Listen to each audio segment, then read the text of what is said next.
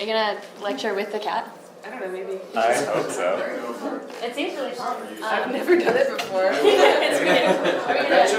Oh, we're gonna hide this menu, yeah? Oh, it's on. You should use the cat to pull. Cool. Hi. Thanks for your patience. I'm Van. I'm from the Portland Center for Public Humanities at Portland State University. Thank you all for coming at such a weird time in the afternoon. We are accommodating the lovely rock star schedule of Miss Claire Evans, who's also the editor of Omni and a rad science writer, here to talk about technology and music. Very briefly, I just wanted to do a short announcement about our rad October of events. You get to kick it off on October 1st. We are also welcoming Slavoj Žižek and Jean-Pierre Dupuis later this month on Halloween. That's going to be at PSU at the Smith Center Ballroom. And leading up to that, we'll also have Adam Kotsko, a scholar from Chicago, who wrote Žižek in Theology, lecturing on October 13th as a good primer for those of you that are not familiar with his work. That is also at PSU. And then on the 22nd, we'll be screening The Pervert's Guide to Ideology at Fifth Avenue Cinema at 7 p.m. Come ask me questions if you have any. Otherwise, without further ado, Claire Evans, thank you. Thank you. Thank you, Anna. Thanks for having me. This is a really great space for this, I think. Specifically, its confluence of science fictional and spiritual components is really appropriate. I've come from Los Angeles to talk about the future of music and the music of the future. These are two subjects that are really interesting to me because, as Van mentioned, I split my life between two very different careers. One as a journalist. For nearly 10 years, I've been writing about science, technology, and science fiction for a lot of different outlets. I relaunched Omni magazine last year, and I'm now the futures editor of Motherboard, which is a job title I would have invented if I had known I could a lot sooner.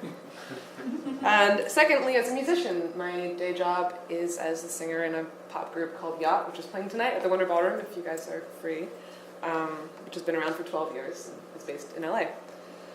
This is the back cover of a sort of recent collection of my essays. You can get kind of an alliterative sense of my interests: space colonies, semiotics, science fiction, satellites, sculpture, slow internet, surrealism, systems, etc.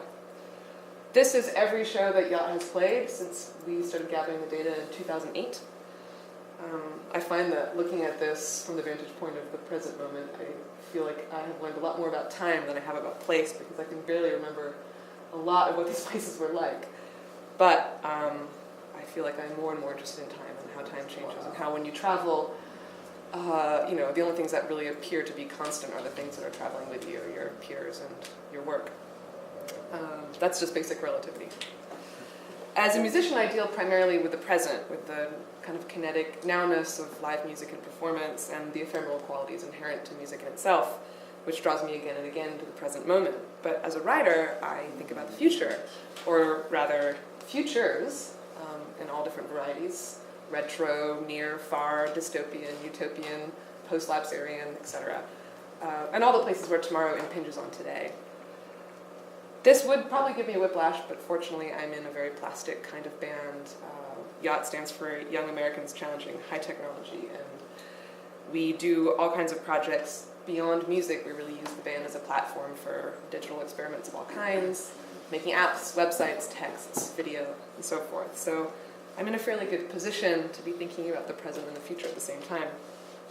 Just quickly, like a Yacht project of interest is a song that we released last year called Party at the NSA, which was an anti-NSA surveillance sort of fight song in the spirit of Dead Kennedys' Holiday in Cambodia, which we released online via a microsite in exchange for donations to the Electronic Frontier Foundation, which is a nonprofit that litigates on behalf of the public interest against the U.S. government and corporations that collude with it to invade the privacy of innocent citizens.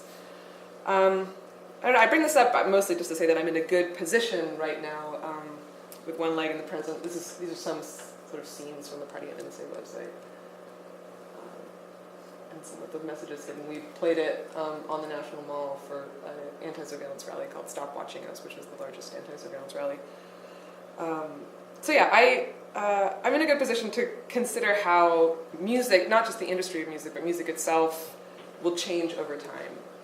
To try to extrapolate, as the science fiction writers that I love would, from my present condition and into the future, to try to imagine the conditions of the distant tomorrows that I may not be here to see or hear. As someone who traffics in the communication of ideas through music, I'm biased to believe that music is a kind of universal. I've seen how it can connect people, how it can overcome boundaries of language and culture. But as a journalist, as someone whose job hinges on the capacity to zoom out on the proverbial Google map of my own reality, I have a hard time believing that anything is really universal. But the notion that music, like mathematics or like code, is a universal language is something that is very prevalent in our culture, and not entirely without reason. It has some basis in science. The human brain hums with rhythms created by the oscillation of synapses and neurons, and we're beginning to learn more and more that these oscillations have all manner of hand and cognitive functions like memory, perception, information control, motor control. And music affects the limbic system, which is a relatively ancient part of the human brain and one that we share with much of the animal kingdom. But what about life beyond Earth? Is music really capable of bridging a far wider boundary between human and, say, extraterrestrial intelligence? We have exploited this idea in fiction for a very long time. When the alien ships descend on Devil's Tower in the culminating scenes of Close Encounters of the Third Kind, the usual trappings of invasion are completely absent. We don't see the unrolling of some cosmic decree. The aliens have no... Okay. It's a 5-note motif, which, with the help of an ARP 2500 synthesizer, the Human Welcoming Committee sings right back. There it is. Which establishes not only a line of communication, but goodwill between two very different intelligences. In this case, the synthesizer literally synthesizes a cosmic gulf. And such use of music is not isolated to fiction at all. Beyond Close Encounters of the Third Kind, consider the NASA Voyager Golden Record, actually created and released the same year as Close Encounters 1977. It's a mixtape of musical greetings of songs and sounds from Earth, including everything from Bach's Brandenburg Concerto to Chuck Berry, and it was tacked onto the 2 Voyager probes launched by NASA in 1977. Actually, at this moment now, the farthest man-made object from Earth and the farthest man-made musical object by an order of magnitude. It is now 9.5 billion miles away as of this afternoon. Of course, it's very likely that aliens would take the Golden Record as a piece of space garbage. Even Carl Sagan, who orchestrated the project, called it a symbolic statement rather than a serious attempt to communicate with extraterrestrial life. And he was right. The idea that music might be a tool for communicating with aliens is predicated on far too many false assumptions. First among them, the assumption that an extraterrestrial race might have evolved along the same lines as us, might have the same kind of physiognomy for understanding and translating frequencies into meaning. And the factors that affect the propagation of sound would vary from planet to planet, which makes audition an unlikely universal. And we have no evidence to prove that parallel evolution on this scale is possible, except for the diversity of ears and eyeballs on Earth. But even on our own planet, living beings experience sound in a staggering diversity of ways. Elephants hear sound with their giant ears, but reptiles sense vibration through the ground with their bellies. Bats, of course, communicate using echolocation. Whales call to each other across the distant reaches of the sea with clicks and moans, which incidentally we also sent into space with the Golden Record. So perhaps that will be the language of the future. And if extraterrestrials do, by some insane stroke of luck, indeed recognize sound, we're still left with a far bigger problem of meaning and aesthetics. Would human music, with its very wide range of tonal variations, be pleasing to the alien ear? Or would it contain any useful information? Just as dolphin clicks are inscrutable to us no matter how much we study them, perhaps the, to us very beautiful reverberations of Bach's Brandenburg Concerto would come off as an offensive screech to the far more refined palate of an alien intelligence. Or, worse, perhaps the repercussions might be far more sinister.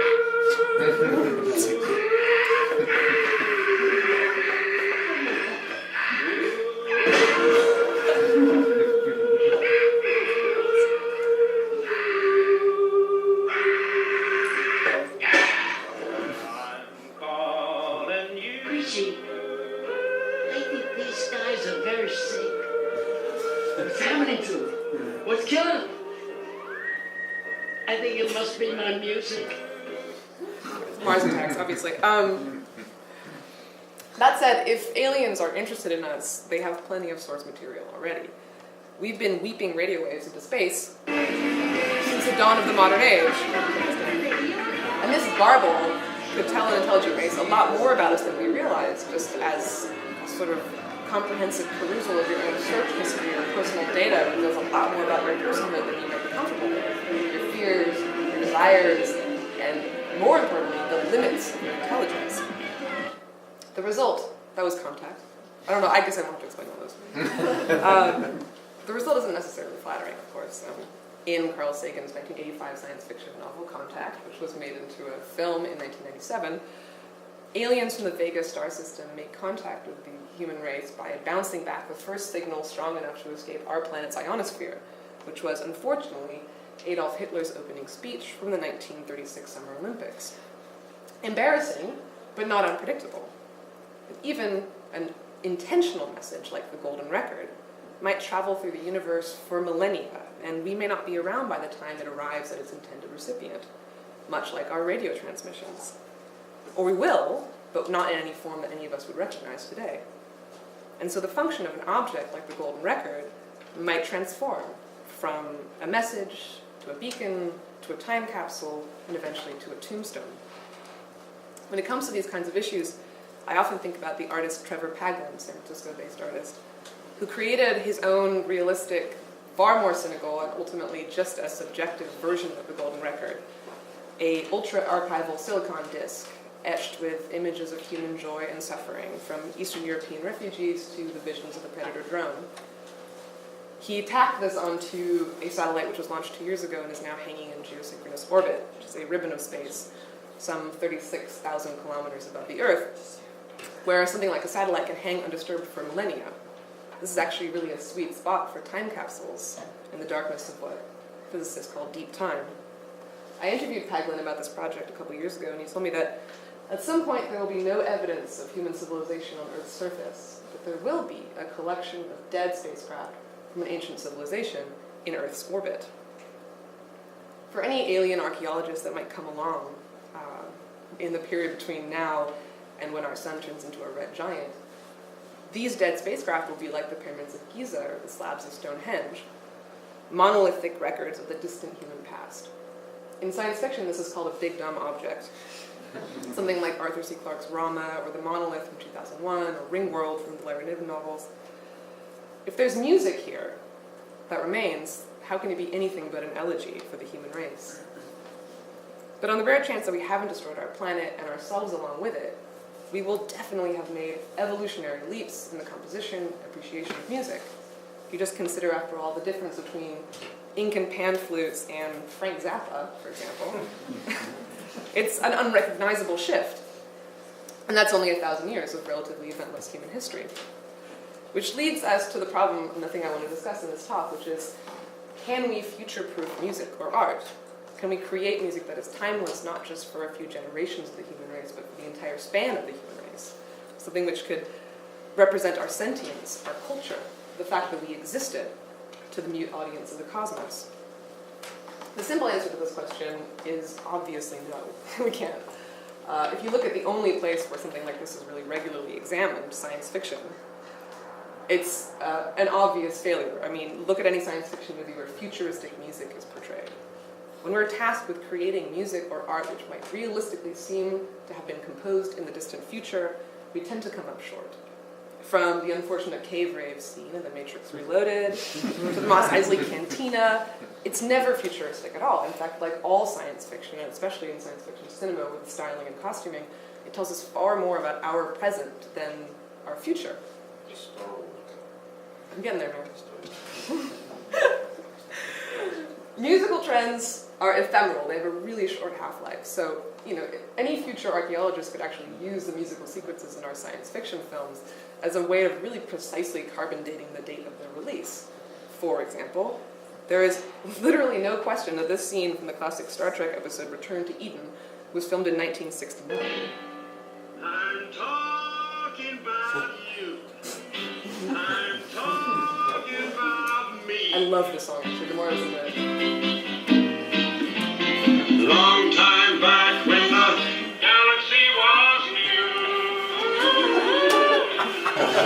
man found out what he had to do. Found he had to eat and he found he had to drink.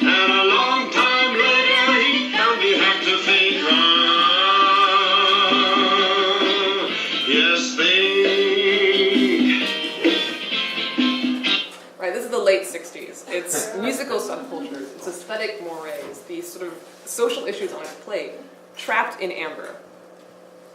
But since we're engaged here in a thought experiment, let's consider the idea. What does eternal music sound like, future-proof music? It can't contain language, of course, because language changes too quickly from moment to moment, from generation to generation, culture to culture. It can't be rhythmic because our sense of rhythm stems from our physiology, from our heartbeat, and from a sense of time that is native to the planet where we live. Can it even be beautiful? Or is beauty something that's too closely wired to our neurochemistry, to the resonances and tones that summon subjective emotional memories to awareness, which soothe our brains, even when performed by an alien? The beauty of an operatic aria, an impossible one like this one, resides halfway in its listener, in its audience.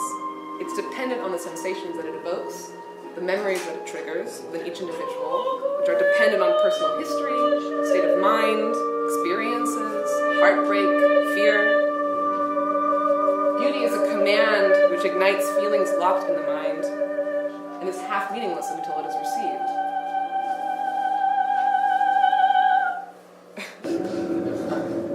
Beginning with Pythagoras, ancient thinkers often wrote of a musica universalis, or music of the spheres. The idea that the proportions and harmonies of this universe were a form of music, inaudible but harmonic, mathematic, religious, and spiritual. The concept underlies all of Kepler's writing about planetary bodies, and Plato described astronomy and music as twin studies of sensual recognition, astronomy for the eyes and music for the ears. A little-known byproduct of the NASA Voyager mission, which is the mission which carried the golden record, is a series of field recordings of the interaction between the solar wind and the magnetosphere of various planets and moons in our solar system. NASA released these recordings as a 5-disc set called Symphonies of the Planets, which is what you're hearing now. These symphonies have all the qualities of ambient drone, but that we call this music is a particularly deft act of anthropomorphism. Really, it's just data in the form of sound. Which leads me to my first guess about how one might be able to future-proof music, which is to think about it as a kind of data, and generate single tones precisely by machines, which might represent the fact that we have the apparatus to sense and the intelligence to recreate discrete sections of the resonant spectrum. Of course, the only thing separating this kind of music that I'm describing from pure mathematics or physics is just the organ that's used for intake. The intended recipient is the mind, traveling through the ears rather than the eyes. Which is a catch-22, of course, because it would be the antithesis to music as we ordinarily define it. It would be not pleasing to listen to, it would not be emotional, it wouldn't convey any kind of emotional subjective meaning. As with any fine art, music is defined by its subjective qualities. What counts about it can't be counted. And yet the idea of objective music does float around in our imaginations of the future in terms of the shorthand that is electronic music, which has always been strongly associated with science fiction. Most sci-fi soundtracks, from Forbidden Planet, which is the first entirely electronic film score, to the switched-on Baroque synth of Wendy Carlos for A Clockwork Orange, are dominated by synthesized tones. It's no coincidence that Steven Spielberg, when he was making Close Encounters of the Third Kind, would have us communicating with aliens in the language of sine waves. Because can you imagine extraterrestrial visitors strolling down the ramp from their UFO strumming a slack guitar? There's always been a reason why Spock looked ridiculous playing this analog Vulcan lute. These things are possible, like anything that hasn't happened yet, but it's not common to see these kinds of instruments in science fiction because analog instruments are perpetually on a journey towards entropy. They're too likely to generate tones which shade into one another, which are imprecise. And the future, in our imagination, is either one of two things: pure chaos or pure precision. A time when things have been figured out, when margins of error have been nudged into obscurity.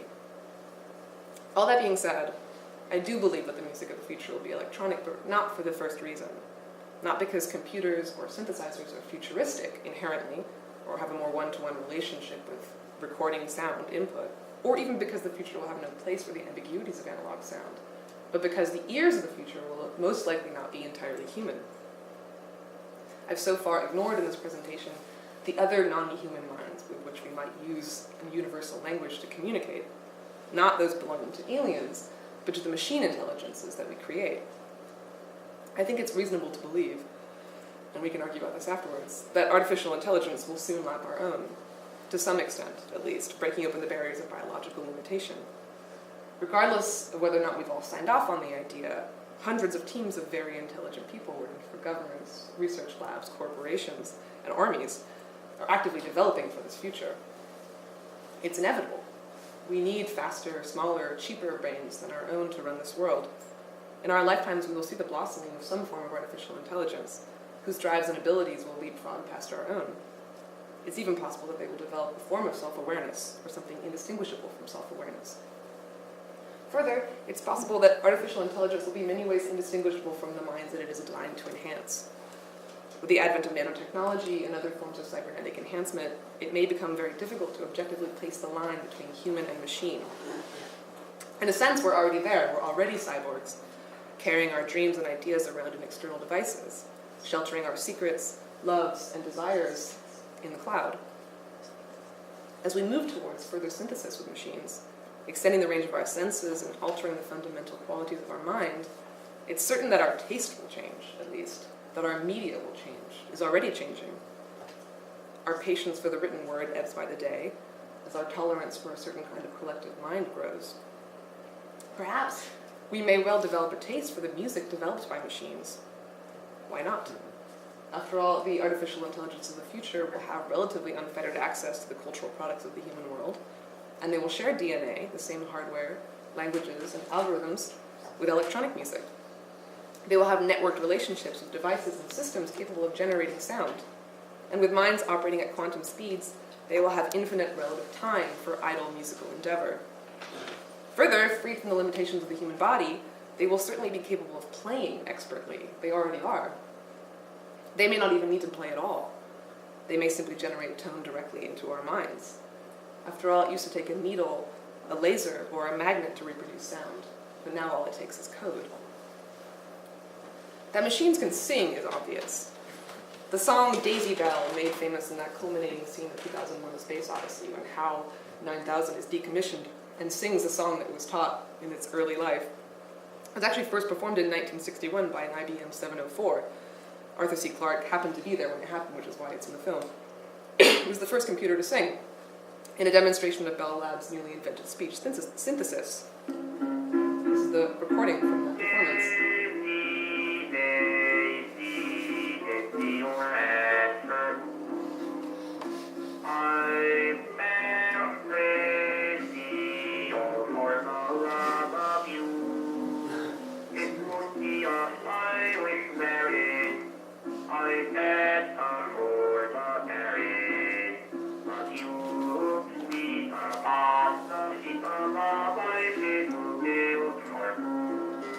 This is 1961. This is a computer the size of this room that's doing this, so you can imagine we've gone far beyond this at this point. And whether this performance is eerie or charming is entirely subjective. Here's a little note. I don't know if you guys know this, but IBM and HAL are one letter transposed from one another. It's a little bit of a built-in joke. Regardless of whether or not you like it or find it cute, this performance marked the entry of machines into the canon. And in the early 1960s, composition both by and with computer programs became extremely common. What you're hearing now is widely considered to be the first piece of music composed by an electronic computer, written in a compositional language called MusicComp, written by Leger and Hiller and Leonard Isaacson in 1956. This piece is called the Iliac Suite, named after the computer, 10 feet deep, 2 feet wide, and 8.5 feet tall, which ran the program, and was performed from notation by a string quartet. Hiller actually went on to oversee many other computer compositions, and to collaborate, among others, with John Cage, himself no stranger to experiments in stochastic, algorithmic, and music otherwise unfettered by human touch. John Cage, the minimalist composer, employed random processes in a lot of his compositions. These are kind of as algorithmic music without computers. In this piece called Reunion, for example, he equipped a chessboard with a photoreceptor. The player's moves would trigger sounds. The piece was different each time it was performed. And significant to our earlier evocation of the musica universalis of the ancients, Cage also delegated this process to cosmic phenomena, as in this, Atlas Ellipticalis, which was composed by laying score paper on top of astronomical charts and placing notes where the stars occurred. It's extremely beautiful, I think. Today, Machines can perform at a much higher caliber than the IBM 704, or the HAL 9000 for that matter. On one end of the spectrum, we have the Japanese hologram pop idol Hatsune Miku, who is a synthetic voice, performing for audiences in the thousands. Okay, if you haven't seen this before, prepare for future shock.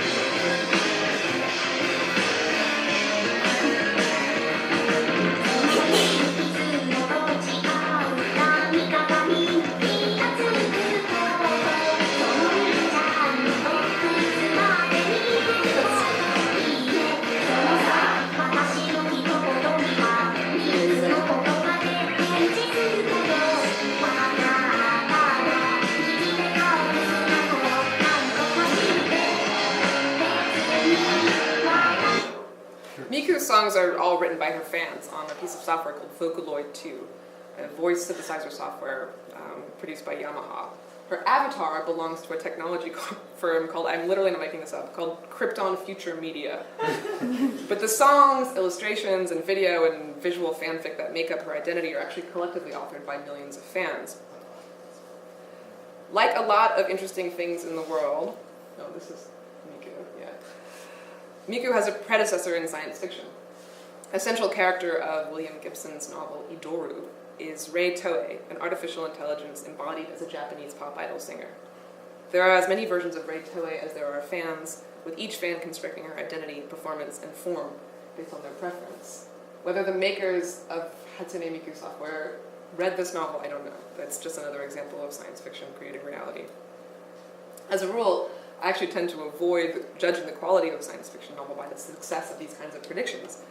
But sometimes the best way to predict the future is to make outlandish projections, imaginative assumptions, and intuitive guesses, because in the history of science, as in the history of art and the history of the human race, the unexpected has happened continually.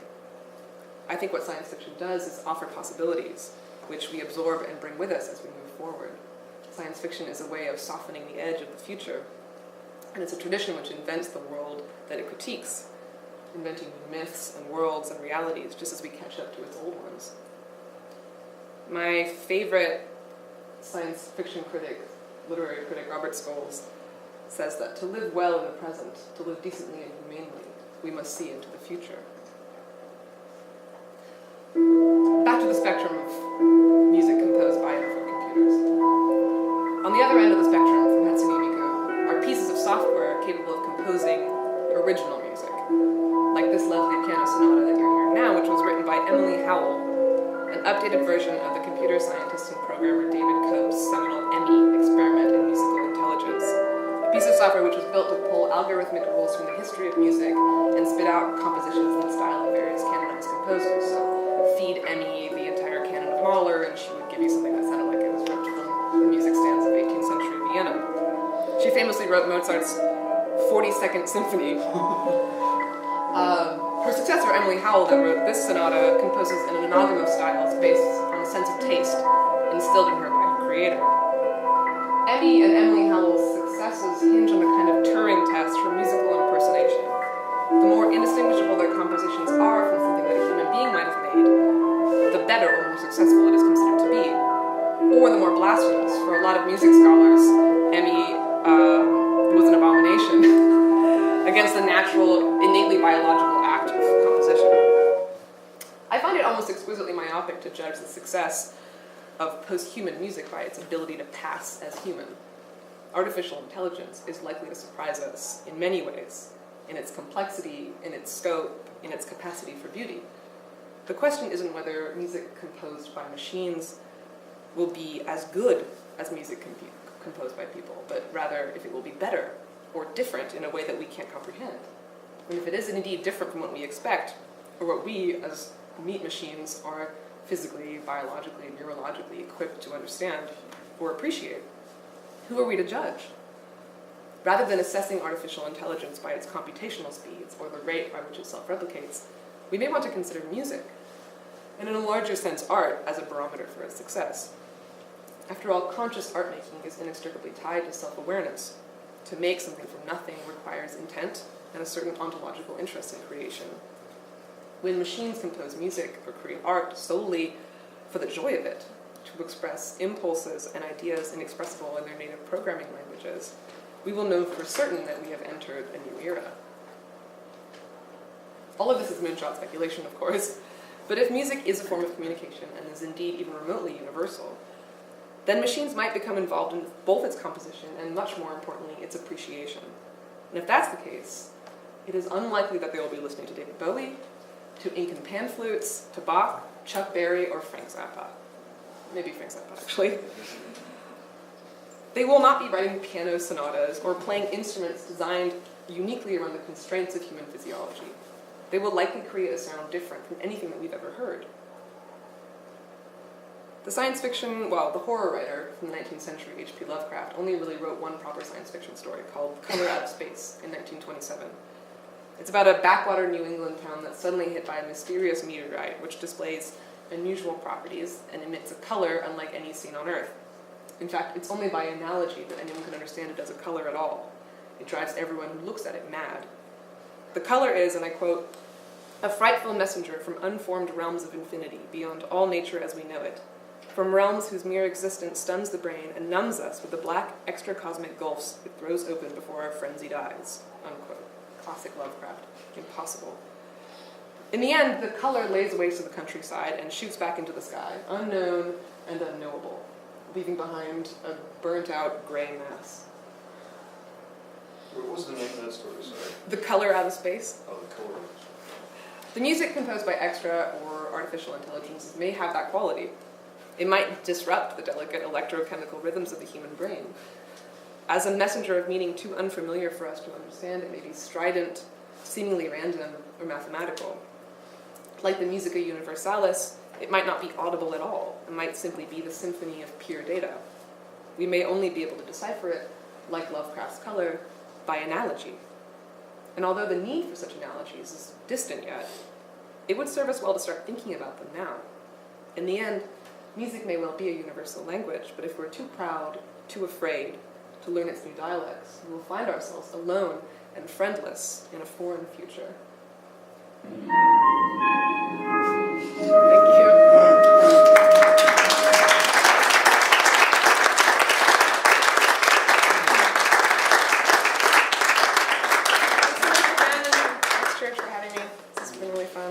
Thanks for this. This is amazing. Yes, thank you to Matt Henderson for opening up his home and wonderful venue. Do you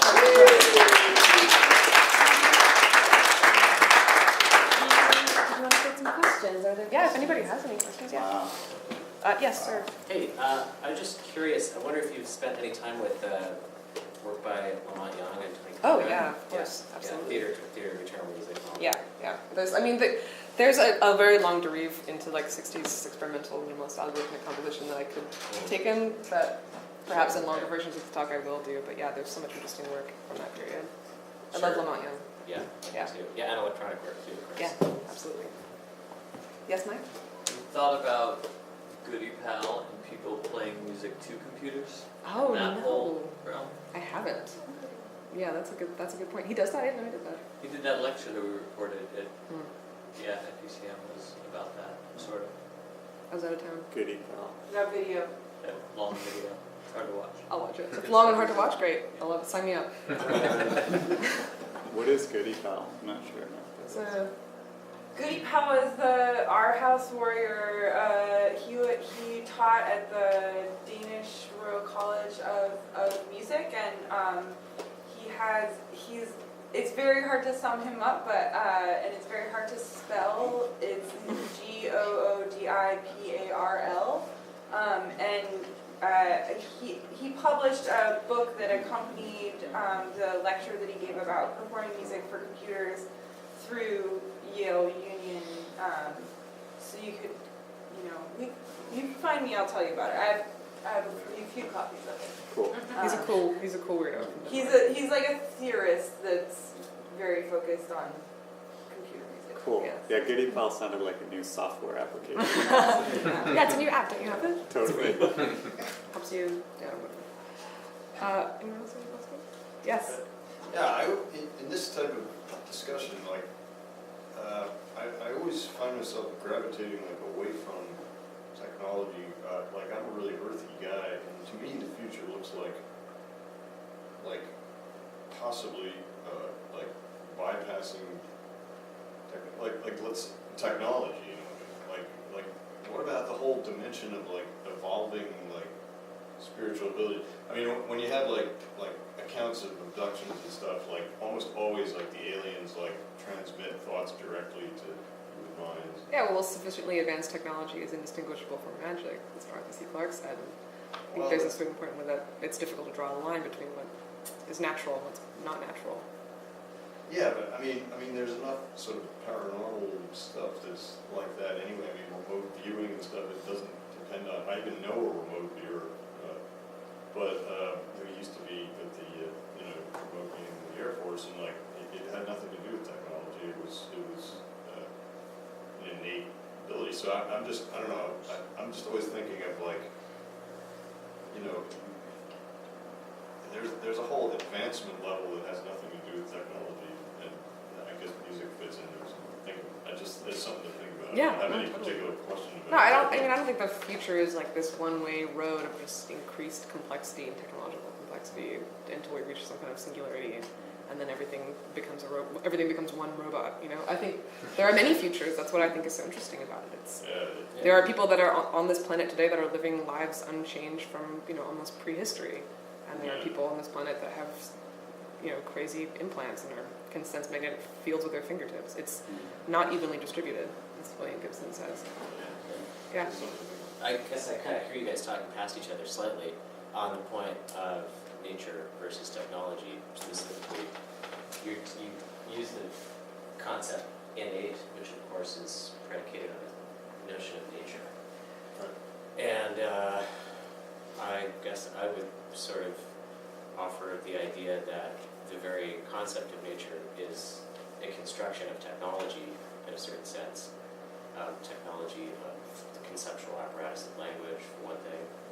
And I think what makes these conversations interesting is precisely the way that they look at deconstructing those boundaries. So what you might think of as natural, as opposed to technological, is precisely a product of your use of technology, in a certain sense. Sure. Yeah. You mean technology, it's like language. Language as technology. Well, of course, you can say language is natural, but at that point, that's. I think that's the big reveal here. Well, yeah. What category you put that in? What do you mean there? What about like the word non-physical? Let's say is that it? There's even some weird stuff with. But it's a huge discussion. It's like somebody having an out-of-body experience. Okay, it's not a technologically assisted thing. Although there is some parts of it. The guy Robert Monroe does like chemi sync stuff, inducing. I don't know if you know who that is. But like hemispheric synchronization, like sound frequencies in the ears, gets people into states or various different states, including out-of-body states. But then they travel. So obviously could be some kind of interface. I would just kind of make the point that in these discussions inherently, they're divisive is the wrong word. It's just they're polarizing because humans, are holding on to their humanity right now at this point in time, where technology is challenging us to such a great extent that we're being forced to have these conversations at a very serious level, and we're being forced to look at like what makes human music human. What's to appreciate there.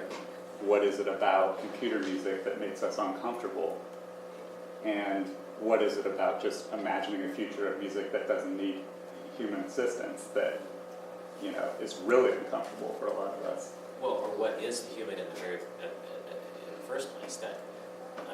I think what makes it uncomfortable is the fact that these sorts of thought experiments call into question comfortable assumptions about what it is to be human, what it is to be natural in the very first place. That's where it's most interesting to me. What about the concept that language is a foreign entity? Like, he uses the term innate, but language is a construct. I mean, the etymology of language is hard to source for one. It's something that we use as a tool to navigate with one another, whereas something that could be known as innate, like a psychic transmission, what have you, or something that I can express to you by way of like my reaction without using language, has the potential to transcend that boundary. Well, that's what music is to a certain extent as well. I mean, it's a way of conveying emotion or meaning without using language, or relying only on frequency and a combination of... Is language a fugue? It's a beautiful thought. Yeah. Well, and again, it could refer to music or any art medium as a medium is to invoke what's known as the metaphysical definition of art, which even right there is kind of contentious, I would say. But yeah. How do you see music as being a language? I mean, I can get, when we factor in all our idiosyncrasies, cultural and personal. I think really, when I listen to music, it's sad, happy, energetic, or somber, but not language is, you can do a lot more with it, a lot more expression and shades, right? And it's I think that's like totally I can't tell you how to bake a cake with a song unless there's words in it. That's true. That's true. But I guess it depends what kind of meaning you want to convey. I mean, emotional meaning is as significant as instructions. Yes? It seems to me that all that conversation is incredibly now-centric. We are now, as humans, dealing with technology. Do you think it was easy to become a Bronze Age person after the Stone Age? I mean, I think it's terribly now. Yeah. I mean, the problem with the future is that it hasn't happened. And it never will. It's a good thing too. But the social sciences struggle with this too. Is they can't tell you what the world's going to look like. Yeah. Because they base it on what it's like now. I mean, during the Jetsons, anybody remember the Jetsons? Yeah, of course. They'd all these all these retro crazy things, and Mr. Jetson went off to his work carrying a briefcase, and Mrs. Jetson stayed at home vacuuming. I mean, it totally missed the changes in the social nature. That's so. Yeah, I mean, it's. It's. I mean, if I was good at quoting, I'd quote. But the trouble with predicting the future is that you simply can't. Yeah. Because it's got to come from. It's got to be so different from what you have now that you can't tell what it is. Yeah. Everything else is just a bit of carrying on with the same old thoughts that you had when you were a Bronze Age transition person. Yeah, I mean, like the idea of an alien intelligence, it's by definition unknowable, and that's something that is endlessly compelling, I think, to artists, and that's why I think science fiction is so fascinating, because it, it's the quest to understand the future will only ever tell us more about ourselves in the present. Even alien visitation, that the people say, look, if you go back in history, people who thought that witches were doing things are the same people who think that aliens are abducting them. Yeah. Yes, that's true. I mean, it's just now we've got a technology where we've got the concept. And when it comes down to it, both of those phenomena are probably just neurological processes, eccentric neurological processes in people's minds. We're studying that more and more. Yeah, madness, but also just the disconnection of the brain from the sensory mechanism, states of altered states of consciousness. What's considered to be the near-death experience is really just what happens when your brain becomes untethered for a moment. And these are symptomatic phenomena that are reproducible, from person to person. Whether that means that there's an objective thing that's happening externally, or it's something that is just common to our physiology, is something that we can never really define. But I tend to fall on the neurological end of the spectrum. I've got some Robert Monroe. Yeah, we can talk about it out of my experience. Rule it out. Yeah. Have you encountered writers or maybe 100 years or more old that were really got it spot on about the future when they wrote about it? That really impressed you? I think it's never the technology, People never get technology right. People do sometimes occasionally, and I think it's a little bit a case of just monkeys banging at typewriters to a certain extent. Like, people have been writing about the future since, the distant past. Eventually someone's going to get something right, whether that's like an act of prophecy or brilliance, or it's just a coincidence. Do you consider, Or it's very difficult too, because often science fiction tends to inform our ideas of what the future is going to be like, and we kind of fulfill those prophecies on its behalf. So it's very difficult to say whether or not something was successful or we just emulated it. Like, did we go to the moon because, you know, Robert Heinlein and Arthur C. Clarke wrote about those things, and then people grew up reading that and became aerospace engineers? Or do we live in like this crazy cyber terrorist state because people that are hackers now were William Gibson and Bruce Sterling in the early 80s? It's difficult to say. So I don't know. I mean, some people get it right, but they get it right in ways that we can't always really put a finger on, too. You know? Yes. Okay, I really wanted to ask you this. Do you think technology is advancing like from a plan, or is it just naturally happening? I don't think there's any kind of plan. I think. Like someone's planning it, like. I don't know. I think that technology like is almost like a biological process. It's emergent. It's the result of, you know, millions of people using tools the way that they want to use tools. I don't see the future as something where like everyone's wearing matching outfits and everyone uses the same exact kind of technology. It's much more like an accumulation of things that are at various stages of obsolescence simultaneously existing at the same time that form a kind of cohesive thing that we think of as the present. But it's as random and emergent as like a hive of bees, I think. do you consider psilocybin a technology? Oh my god. Yeah, sure. I think, yeah, entheogenic technology, whatever. I mean, yes. Okay, yes. Hallucinogenic technology, I'll take it. I think technology is a very loosely categorized thing. I mean, what is a tool? A pencil is a tool, a drug is a tool, language is a tool. I have to go, I think. I don't know what time you have to be at the. Oh yeah, I have to go. I have to go sound check for my show tonight. If anybody wants to come, I think there's still tickets. It'll be really fun. And we can talk about these kinds of things until the end of time. Yeah, in the bar. Thank you. Thank you.